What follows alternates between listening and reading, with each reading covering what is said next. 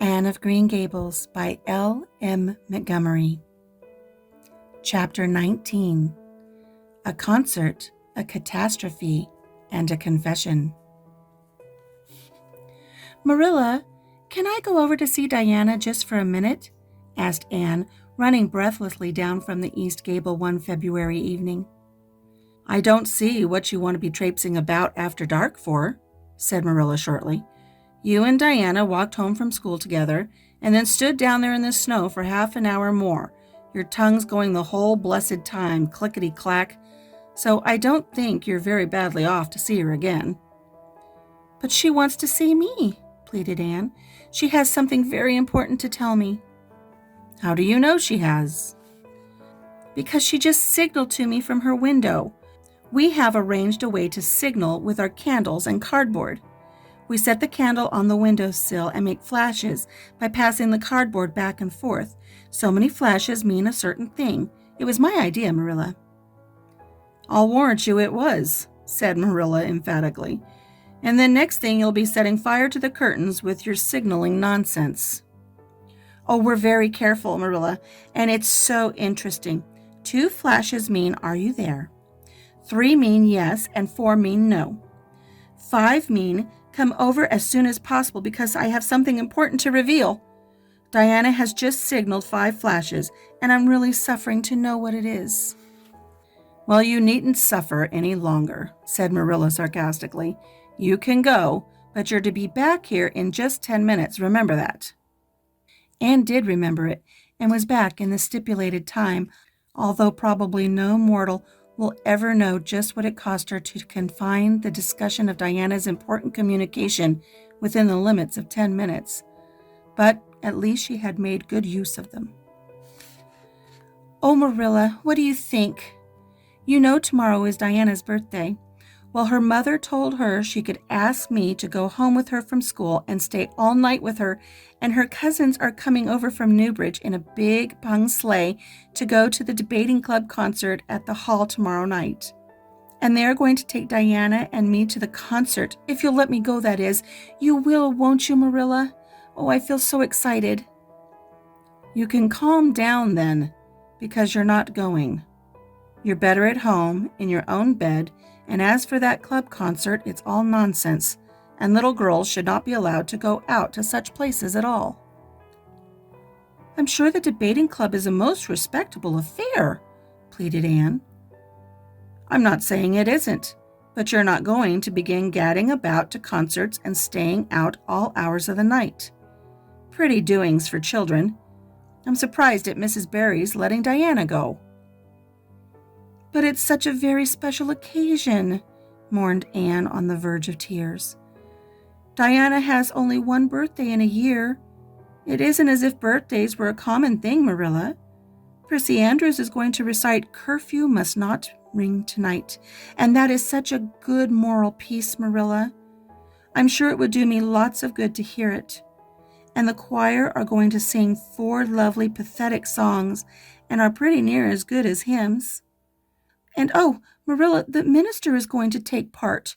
Yes, indeed, he is. He's going to give an address. That will be just about the same thing as a sermon. Please, mayn't I go, Marilla?" "You heard what I said, Anne, didn't you? Take off your boots now and go to bed. It's past 8. "There's just one more thing, Marilla," said Anne, with the air of producing the last shot in her locker. "Mrs. Barry told Diana that we might sleep in the spare room bed. Think of the honor of your little Anne being put in the spare room bed." "It's an honor you'll have to get along without. Go to bed, Anne, and don't let me hear another word out of you." When Anne, with tears rolling over her cheeks, had gone sorrowfully upstairs, Matthew, who had been apparently sound asleep on the lounge during the whole dialogue, opened his eyes and said decidedly, "Well, now, Marilla, I think you ought to let Anne go." "I don't, then," retorted Marilla. "Who's bringing this child up, Matthew, you or me?" "Well, now you," admitted Matthew. "Don't interfere, then." "Well, now, I ain't interfering. It ain't interfering to have your own opinion. and my opinion is that you ought to let Anne go." "You'd think I ought to let Anne go to the moon if she had the notion, I've no doubt," was Marilla's amiable rejoinder. "I might have let her spend the night with Diana if that was all, but I don't approve of this concert plan. She'd go there and catch cold, like as not, and have her head filled up with nonsense and excitement. It would unsettle her for a week. I understand that child's disposition and what's good for it better than you, Matthew." "I think you ought to let Anne go," repeated Matthew firmly. Argument was not his strong point, but holding fast to his opinion certainly was. Marilla gave a gasp of helplessness and took refuge in silence. The next morning, when Anne was washing the breakfast dishes in the pantry, Matthew paused on his way out to the barn to say to Marilla again, "I think you ought to let Anne go, Marilla." For a moment, Marilla looked things not lawful to be uttered. Then she yielded to the inevitable and said tartly, "Very well, then. She can go, since nothing else will please you." Anne flew out of the pantry, dripping dishcloth in hand. "Oh, Marilla, Marilla, say those blessed words again." "I guess once is enough to say them. This is Matthew's doings, and I wash my hands of it. If you catch pneumonia sleeping in a strange bed or coming out of that hot hall in the middle of the night, don't blame me, blame Matthew. And surely you're dripping greasy water all over the floor. I never saw such a careless child." "Oh, I know I'm a great trial to you, Marilla," said Anne repentantly. "I make so many mistakes, but then just think of all of the mistakes I don't make, although I might. I'll get some sand and scrub up the spots before I go to school. Oh, Marilla, my heart was just set on going to that concert. I never was to a concert in my life, and when the other girls talk about them in school, I feel so out of it. You didn't know just how I felt about it, but you see, Matthew did. Matthew understands me, and it's so nice to be understood, Marilla." Anne was too excited to do herself justice as to lessons that morning in school. Gilbert Blythe spelled her down in class and left her clear out of sight in mental arithmetic. Anne's consequent humiliation was less than it might have been, however, in view of the concert and the spare room bed. She and Diana talked so constantly about it all day that with a stricter teacher than Mr. Phillips, dire disgrace must inevitably have been their portion. Anne felt that she could not have borne it if she had not been going to the concert, for nothing else was discussed that day in school. The Avonlea Debating Club, which met fortnightly all winter, had had several smaller free entertainments, but this was to be a big affair, admission 10 cents, in aid of the library. The Avonlea young people had been practicing for weeks, and all the scholars were especially interested in it by reason of older brothers and sisters who were going to take part. Everybody in school over 9 years of age expected to go, except Carrie Sloane, whose father shared Marilla's opinions about small girls going out to night concerts. Carrie Sloane cried into her grammar all the afternoon and felt that life was not worth living. For Anne, the real excitement began with the dismissal of school and increased therefrom in crescendo until it reached to a crash of positive ecstasy in the concert itself. They had a perfectly elegant tea, and then came the delicious occupation of dressing in Diana's little room upstairs.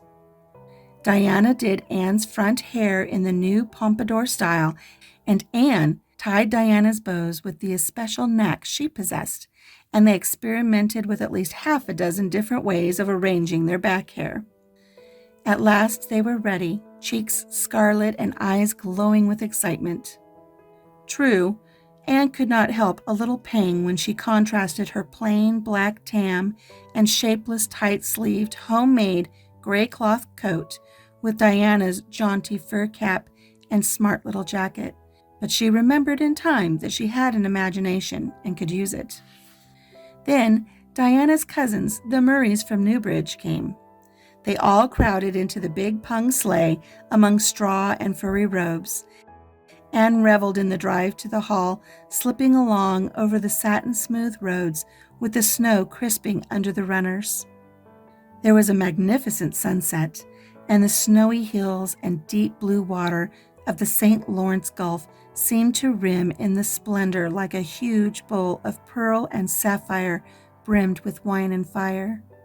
Tinkles of sleigh bells and distant laughter that seemed like the mirth of wood elves came from every quarter. "Oh, Diana," breathed Anne, squeezing Diana's mittened hand under the fur robe. "Isn't it all like a beautiful dream? Do I really look the same as usual? I feel so different that it seems to me it must show in my looks." "You look awfully nice," said Diana, who, having just received a compliment from one of her cousins, felt that she ought to pass it on. "You've got the loveliest color." The program that night was a series of thrills for at least one listener in the audience, and, as Anne assured Diana, every succeeding thrill was thrillier than the last. When Prissy Andrews, attired in a new pink silk waist with a string of pearls about her smooth, white throat and real carnations in her hair, rumor whispered that the master had sent all the way to town for them for her, climbed the slimy ladder, dark without one ray of light, and shivered in luxurious sympathy when the choir sang, "Far above the gentle daisies," and gazed at the ceiling as if it were frescoed with angels. When Sam Sloan proceeded to explain and illustrate how Sockery set a hen, and laughed until people sitting near her laughed too, more out of sympathy with her than with amusement at a selection that was rather threadbare even in Avonlea. And when Mr. Phillips gave Mark Antony's oration over the dead body of Caesar in the most heart-stirring tones, looking at Prissy Andrews at the end of every sentence, Anne felt that she could rise and mutiny on the spot if but one Roman citizen led the way. Only one number on the program failed to interest her. When Gilbert Blythe recited "Bingen on the Rhine," Anne picked up Rhoda Murray's library book and read it until he had finished, when she sat rigidly stiff and motionless while Diana clapped her hands until they tingled. It was 11 when they got home, sated with dissipation, but with the exceeding sweet pleasure of talking it all over still to come. Everybody seemed asleep, and the house was dark and silent. Anne and Diana tiptoed into the parlor, a long, narrow room out of which the spare room opened. It was pleasantly warm and dimly lighted by the embers of a fire in the grate. "Let's undress here," said Diana. "It's so nice and warm." "Hasn't it been a delightful time?" sighed Anne rapturously. "It must be splendid to get up and recite there. Do you suppose we will ever be asked to do it, Diana?" "Yes, of course, someday. They're always wanting the big scholars to recite. Gilbert Blythe does often, and he's only 2 years older than us." "Oh, Anne, how could you pretend not to listen to him? When he came to the line, 'There's another, not a sister,' he looked right down at you." "Diana," said Anne with dignity, "you are my bosom friend, but I cannot allow even you to speak to me of that person. Are you ready for bed? Let's run a race and see who will get into the bed first." The suggestion appealed to Diana. The two little white-clad figures flew down the long room, through the spare room door, and bounded on the bed at the same moment. And then something moved beneath them. There was a gasp and a cry, and somebody shouted, and somebody said in muffled accents, "Merciful goodness!" Anne and Diana were never able to tell just how they got off that bed and out of the room. They only knew that after one frantic rush, they found themselves tiptoeing shiveringly upstairs. "Oh, who was it? What was it?" whispered Anne, her teeth chattering with cold and fright. "It was Aunt Josephine," said Diana, gasping with laughter. "Oh, Anne, it was Aunt Josephine. However she came to be there.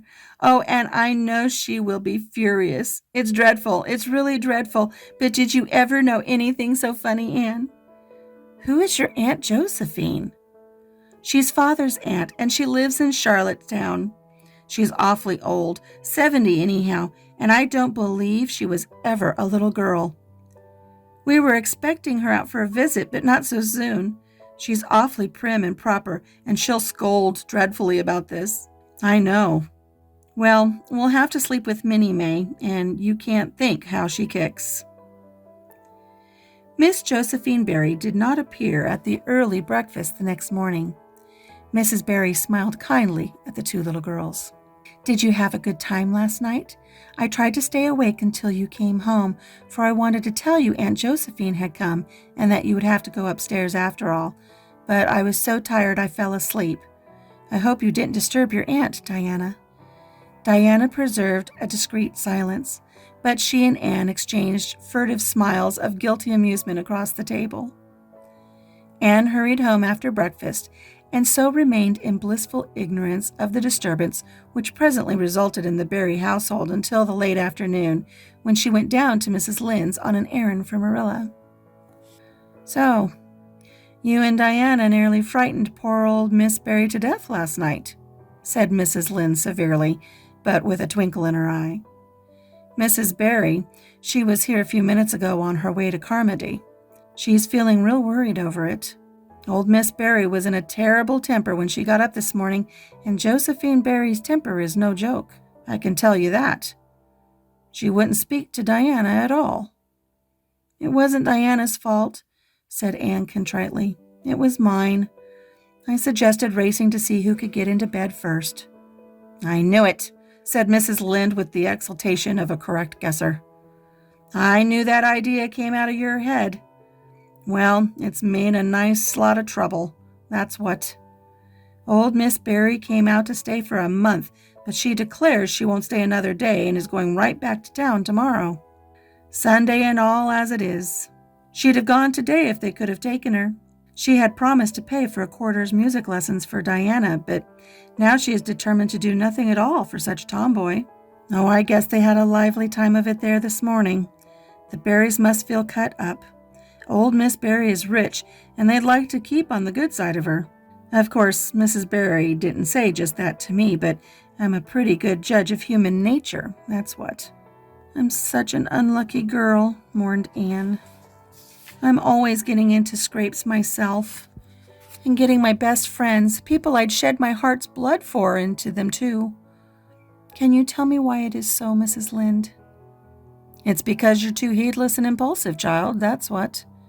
You never stop to think. Whatever comes into your head to say or do, you say or do it without a moment's reflection. Oh, but that's the best of it, protested Anne. Something just flashes into your mind so exciting, and you must out with it. If you stop to think it over, you'll spoil it all. Haven't you ever felt that yourself, Mrs. Lynde? No, Mrs. Lynde had not. She shook her head sagely. You must learn to think a little, Anne, that's what. The proverb you need to go by is look before you leap, especially in spare room beds. Mrs. Lynde laughed comfortably over her mild joke, but Anne remained pensive. She saw nothing to laugh at in the situation, which to her eyes appeared very serious. When she left Mrs. Lynde's, she took her way across the crusted fields to Orchard Slope. Diana met her at the kitchen door. Your Aunt Josephine was very cross about it, wasn't she? Whispered Anne. Yes, answered Diana, stifling a giggle with apprehensive glance over her shoulder at the closed sitting-room door. She was fairly dancing with rage, Anne. Oh, how she scolded. She said I was the worst-behaved girl she ever saw, and that my parents ought to be ashamed of the way they had brought me up. She says she won't stay, and I'm sure I don't care, but Father and Mother do. Why didn't you tell them it was my fault? Demanded Anne. It's likely I'd do such a thing, isn't it? Said Diana with just scorn. I'm no telltale, Anne Shirley, and anyhow, I was just as much to blame as you. Well, I'm going in to tell her myself, said Anne resolutely. Diana stared. Anne Shirley, you'd never. Why, she'll eat you alive. Don't frighten me any more than I'm already frightened, implored Anne. I'd rather walk up to a cannon's mouth. But I've got to do it, Diana. It was my fault, and I've got to confess. I've had practice in confessing, fortunately. Well, she's in the room, said Diana. You can go in if you want to. I wouldn't dare, and I don't believe you'll do a bit of good." With this encouragement, Anne bearded up the lion in its den. That is to say, she walked resolutely up to the sitting room door and knocked faintly. A sharp "Come in" followed. Miss Josephine Barry, thin, prim, and rigid, was knitting fiercely by the fire, her wrath quite unappeased, and her eyes snapping through her gold-rimmed glasses. She wheeled around in her chair, expecting to see Diana, and beheld a white-faced girl whose great eyes were brimmed up with a mixture of desperate courage and shrinking terror. "Who are you?" demanded Miss Josephine Barry without ceremony. "I'm Anne of Green Gables," said the small visitor tremulously, clasping her hands with her characteristic gesture, "and I've come to confess, if you please." "Confess what?" "That it was all my fault about jumping into bed on you last night. I suggested it. Diana would never have thought of such a thing, I am sure. Diana is a very ladylike girl, Miss Barry, so you must see how unjust it is to blame her." "Oh, I must, hey? I rather think Diana did her share of the jumping at least. Such carryings on in a respectable house." "But we were only in fun," persisted Anne. "I think you ought to forgive us, Miss Barry, now that we've apologized. And anyhow, please forgive Diana and let her have her music lessons. Diana's heart is set on her music lessons, Miss Barry, and I know too well what it is to set your heart on a thing and not get it. If you must be cross with anyone, be cross with me. I've been so used to it in my early days, to having people cross at me, that I can endure it much better than Diana can." Much of the snap had gone out of the old lady's eyes by this time and was replaced by a twinkle of amused interest. But she still said severely, "I don't think it is any excuse for you that you were only in fun. Little girls never indulged in that kind of fun when I was young. You don't know what it is to be awakened out of a sound sleep after a long and arduous journey by two great girls coming in bouncing down on you." "I don't know, but I can imagine," said Anne eagerly. "I'm sure it must have been very disturbing, but then there is our side of it too. Have you any imagination, Miss Barry? If you have, just put yourself in our place. We didn't know there was anybody in that bed, and you nearly scared us to death. It was simply awful the way we felt, and then we couldn't sleep in the spare room after being promised. I suppose you are used to sleeping in spare rooms, but just imagine what you would have felt like if you were a little orphan girl who had never had such an honor." All the snap had gone by this time. Miss Barry actually laughed, a sound which caused Diana, waiting in speechless anxiety in the kitchen outside, to give a great gasp of relief. "I'm afraid my imagination is a little rusty. It's so long since I used it," she said. "I dare say your claim to sympathy is just as strong as mine. It all depends on the way we look at it. Sit down here and tell me about yourself." "I am very sorry I can't," said Anne firmly. "I would like to, because you seem like an interesting lady, and you might even be a kindred spirit, although you don't look very much like it. But it is my duty to go home to Miss Marilla Cuthbert. Miss Marilla Cuthbert is a very kind lady who has taken me to bring up properly. She is doing her best, but it is very discouraging work. You must not blame her because I jumped on the bed. But before I go, I do wish you would tell me if you will forgive Diana and stay just as long as you meant to in Avonlea." "I think perhaps I will, if you will come over and talk to me occasionally," said Miss Barry. That evening, Miss Barry gave Diana a silver bangle bracelet and told the senior members of the household that she had unpacked her valise. "I've made up my mind to stay simply for the sake of getting better acquainted with that Anne girl," she said frankly. "She amuses me, and at my time of life, an amusing person is a rarity." Marilla's only comment when she heard the story was, "I told you so." This was for Matthew's benefit. Miss Barry stayed her month, out and over. She was a more agreeable guest than usual, for Anne kept her in good humor. They became firm friends. When Miss Barry went away, she said, "Remember, you Anne girl, When you come to town, you're to visit me, and I'll put you in my very sparest spare room bed to sleep." Miss Barry was a kind spirit after all, Anne confided to Marilla. "You wouldn't think so to look at her, but she is. You don't find it right out at first, as in Matthew's case, but after a while you come to see it. Kindred spirits are not so scarce as I used to think. It's splendid to find out there are so many of them in the world." That concludes Chapter 19. Join us next time for Chapter 20, A Good Imagination Gone Wrong.